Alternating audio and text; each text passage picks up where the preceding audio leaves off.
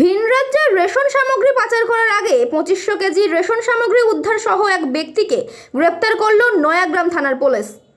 রবিবার বিকেলে ঘটনাটি ঘটেছে ঝাড়গ্রাম জেলার নয়াগ্রাম থানার অন্তর্গত বাংলা উড়িষ্যা সীমান্ত লাগোয়া চুনখুলিয়া নাকা পয়েন্টে। পুলিশ সূত্রে জানা গেছে, অভিযুক্ত ব্যক্তির নাম অশোক খামরি। তার বাড়ি বেলিয়াবেড়া থানা এলাকার নয়গ্রামে। সোমবার অভিযুক্তকে ঝাড়গ্রাম আদালতে পেশ করে নয়াগ্রাম থানার পুলিশ।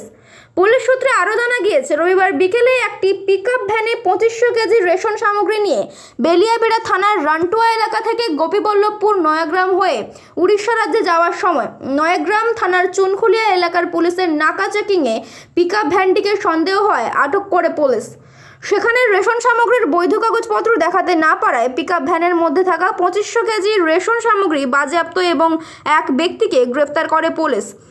নয়াগ্রাম থানার আইসি সুদীপ ঘোষালের নেতৃত্বে থাকা চেকিং চালানোর সময় রেশন সামগ্রী পাচার রুখে দিয়ে নয়াগ্রাম থানার পুলিশ তদন্ত করে জানতে পারে, বেলিয়াবেড়া থানা এলাকার এক ব্যক্তি বিভিন্ন রেশন দোকান থেকে রেশন সামগ্রী সংগ্রহ করে এবং তা উড়িষ্যায় পাঠাচ্ছিলেন।